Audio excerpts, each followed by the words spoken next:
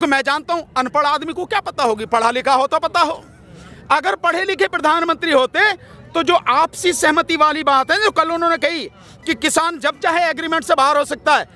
प्रधानमंत्री जी मैं बता रहा हूं, आपके लॉ मिनिस्टर है ना रविशंकर प्रसाद, जरा उनके सामने कानून की किताब रख के उनको कहना बता यार क्या है इसमें।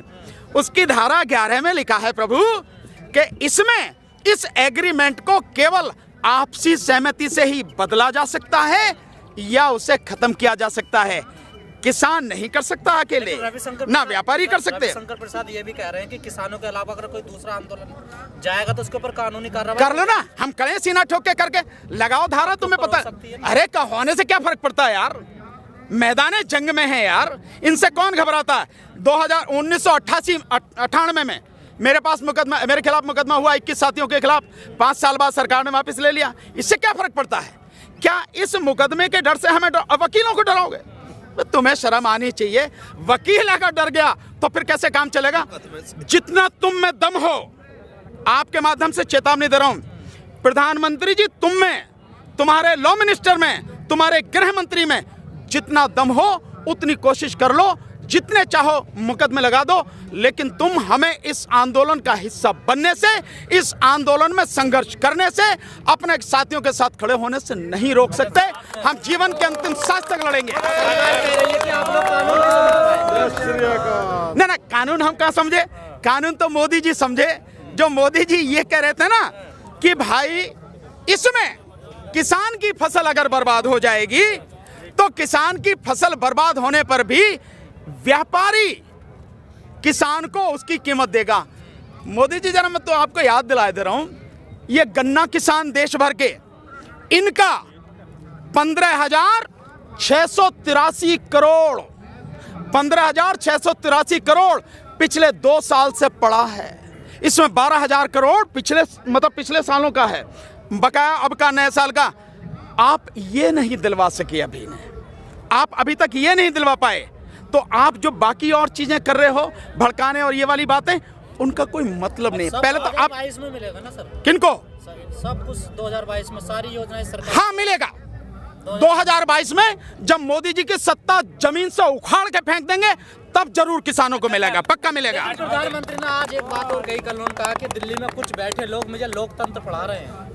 अरे आपको तो कुछ पढ़ाने की जरूरत नहीं है, आप तो पेट में ही पढ़ के पैदा हुए थे, क्योंकि 35 साल तो आपने जो भीख मांग के खाया है नहीं है, और पता नहीं कब आपने चाय बेची, कब आपने MA और BA कर ली, जो गृह मंत्री इनकी डिग्री दिखा रहे दिल्ली यूनिवर्सिटी की।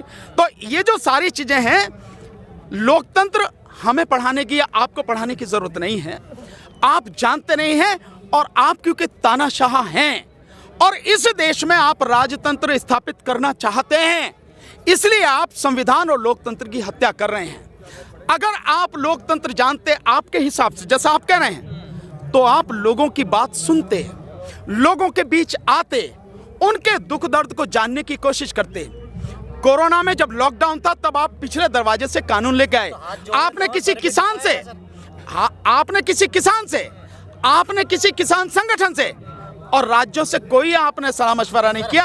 आपने सर भी झुका रहे हैं, हम 4 बार जोड़ लेते हैं, कोई बात नहीं, हम भी हाथ जोड़ लेते हैं। प्रभु हम भी आपको हाथ जोड़ रहे हैं कि अपनी गलती को मानो और कानून वापस ले लो। बिल्कुल प्रधानमंत्री, नहीं नहीं पैर की छुएंगे, ऐसा थोड़ी है कोई के पैर छुए, बिल्कुल नहीं छुएंगे सर। तानाशाह व्यक्ति जो देश को बर्बाद करने पर तुला हुआ है, आप उसके पैर छूने की बात छोड़िए, देश उनको सम्मान कर रहा है, यही बड़ी बात है। पैर छूने का मतलब ही नहीं है। तानाशाह बता रहे हैं, वो कह रहे हैं आने वाले दौर में ये डेमोक्रेसी मदर कहलाई जाएगी, माँ कहलाई, काय की माँ कहलाई जाएगी, पूरी दुनिया की लोकतंत्र की माँ। तो अब ये बताने की जरूरत है, ये लोकतंत्र की माँ है। भगवान बुद्ध के जमाने में जाओ, गणतंत्र पढ़ा है, मुझे मालूम है कि आपको इतिहास की जानकारी कुछ भी नहीं है। अगर आप चले जाओ तो देश में गणतंत्र पहले थे, 10 बड़े गणतंत्र थे भगवान बुद्ध के समय में, तो डेमोक्रेसी हमारे देश में उस समय से थी। ये तो आप जैसे लोग जो आए, जिन्होंने जाति के नाम पे, वर्ण के नाम पे, धर्म के नाम पर इस देश को बर्बाद किया, तब जाके ये सारी चीजें हुई हैं, वरना इस देश में लोकतंत्र बहुत पहले से था, तो मैं बताने की जरूरत नहीं है। सरकार को सर ये भूल तो नहीं है कि वोट हमें देंगे आंदोलन कितने का? ना ना, वो तो मैंने आपको बता दिया, सरकार इसलिए भी नहीं सुन रही, उसे हमारी वोटों की जरूरत नहीं है, क्योंकि उनके पास वोट छापने वाली मशीन है, EVM, every vote for Modi, आपने देखा ना।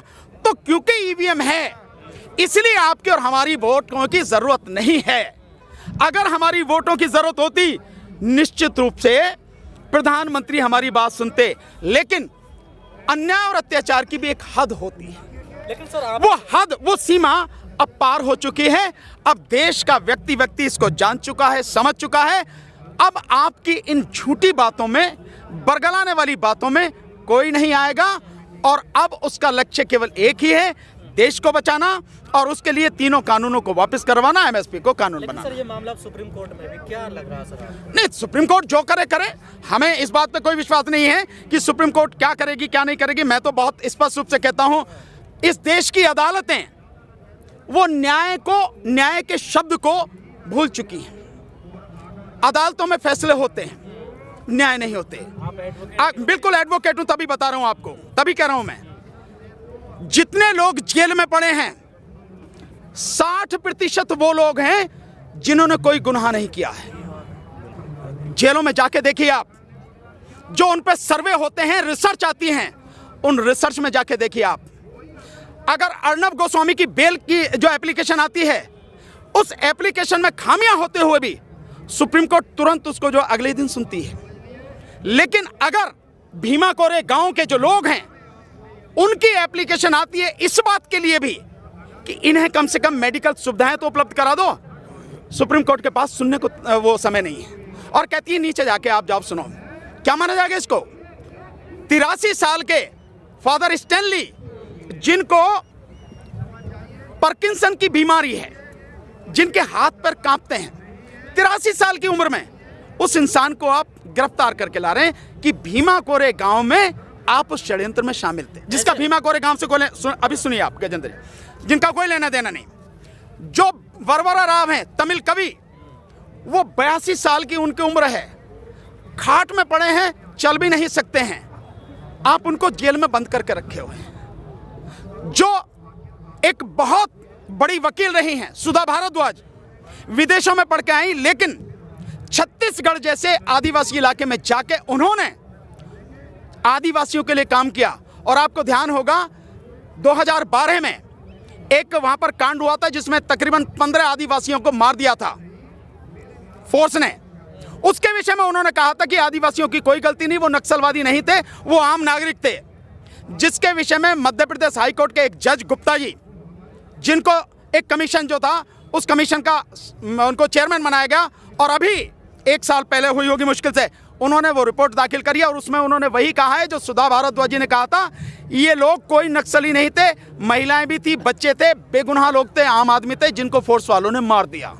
उन्हीं सुधा भारद्वाज को केवल वो आवाज उठाती, इसलिए बंद कर रखा आपने। लेकिन आनंद तेल तुमड़े साहब, जो इतने बड़े विद्वान हैं, 35 किताबें जिन्होंने लिखी हैं, दुनिया की अलग अलग यूनिवर्सिटियों में जिन्होंने पढ़ाया है, आप उनको बंद करें। उनकी चीजें सुनने के लिए आपके पास समय नहीं है, उनकी बेल एप्लीकेशन, उनकी कोई एप्लीकेशन आप सुनने का टाइम नहीं है। लेकिन वो आदमी जो इस देश में दंगा करवाने के लिए जी तोड़ कोशिश कर रहा है, आर भारत का जो मालिक है अर्नब गोस्वामी, आपको उसकी बेल एप्लीकेशन सुनने के लिए टाइम है आप, और उसे आप तुरंत बेल दे रहे हैं। और आप कह रहे हैं कि किसी को अगर अच्छा नहीं लगता इसको चैनल मत देखो, तो भाई हम जो कर रहे हैं मत देखो। आप जो हमारे बात कह रहे हैं, अगर आपको बुरी लग रही हैं मत सुनो, आप मत देखो। आप ये समझना पड़ेगा अदालतों को कोई आप वो कर क्या रहे हैं। मैं वकील हूं इसलिए बता रहा हूं, और मैं बहुत सी चीजें आपको बता सकता हूं, और उसके सबूत भी आपको आप ही के माध्यम से आपको रिकॉर्ड भी करवा सकता हूं। अदालतें केवल नाम की रह गई हैं। अगर अदालतें ईमानदारी से काम कर रही होती, न्याय देने की स्थिति में होती, न्याय करती, संविधान की रक्षा कर पाती, संविधान में जो जिम्मेदारी उन्हें दी गई उसे कर पाती, इस देश में इतना अन्याय और इतना अत्याचार नहीं होता, लोग सड़कों पर नहीं होते। आप कह रहे हैं सरकार तानाशाह हो गई है, अदालत को कोई विश्वास नहीं, तो फिर किससे न्याय मिलेगा आपको? सड़क से।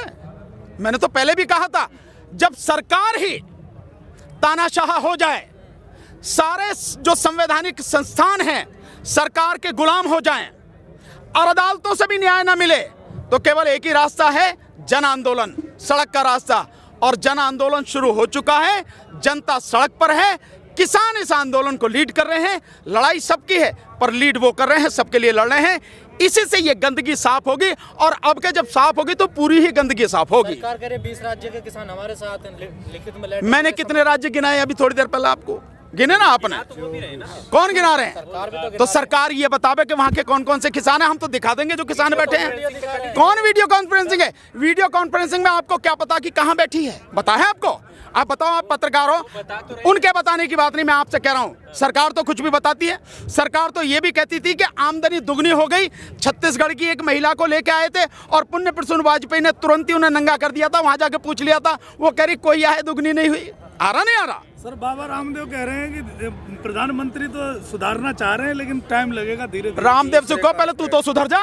तीसरे कारपोरेट रामदेव से बोलो, अबे तुझे जो है वो वहां से विदेशों से काला धन था, भूल गया? अब 7 साल से तुझे याद नहीं आ रहा काला धन? जब तो बड़ा जो है मैं तो घूमता फिराता है, जो कि 15 लाख आ जाएंगे खाते में, प्रधानमंत्री सब कह रहे हैं। हाँ अजय, अब तो एडवर्टाइजमेंट करता, विज्ञापन करता है। खेत का है वो जो आटा बेच रहा है। जी जी जी जी, रामदेव के देखिए, मैं नहीं, आप देखिए, मैं नहीं, आप सारी रिपोर्ट देखिए। लाला रामदेव के जितने भी प्रोडक्ट हैं 60% प्रोडक्ट आउट ऑफ डेट हैं या जो पैमाना है उस पैमाने पर खरे नहीं उतरते हैं। ये रिसर्च बार बार आई है, एक बार नहीं कई बार। इस देश में धर्म के नाम पे अंधे लोगों की बहुत बड़ी संख्या है और वो जो दुकानदारी कर रहा है वो धर्म के नाम पे कर रहा है। ये सबसे बड़ी दिक्कत है। इसलिए लोगों को सोचना है कि हमें धर्म के नाम पर गुमराह नहीं होना, हमें जो मुद्दे हैं उनकी बात करनी है। रामदेव से ये पूछो, स्वदेशी की बात कर रहा, जिस गाड़ी में घूमे कौन सी है वो? और तू दुनिया को दवाई बांटता फिरा। जब तुझे हार्ट अटैक हुआ या तेरे उसको हार्ट अटैक हुआ तो यही आया ना एम्स में, उसी से ठीक कर लेता है नहीं है? और जिस प्रधानमंत्री की बात कर रहा, प्रधानमंत्री जिस गाड़ी में चलते हैं, 9 गाड़ियों का जो काफिला है, 9-10 का, एक गाड़ी की कीमत 3.5 करोड़ है और विदेशी गाड़ी है BMW, विदेशी गाड़ी है। स्वदेशी की बात करते हो तो पहले उसमें चलो ना। स्वदेशी की बात करते हो और सिर्फ अपने घूम लेके प्रधानमंत्री 10,000 करोड़ का जहाज खरीद के ले आए और इस 10,000 करोड़ में 10 रफेल आते, 10 रफेल जो पूरे पाकिस्तान के लिए काफी थे। लेकिन एक प्रधानमंत्री अपने लिए 10,000 करोड़ का विमान लाता है और वो स्वदेशी की बात कर रहे हैं। तो ये जो सारी चीजें हैं दुनिया समझती है, सब समझती है। हाथी के दांत दिखाने के कुछ और खाने के कुछ और। प्रधानमंत्री कहते हैं लोकल वोकल की बात करते हैं। हाँ तो कैसा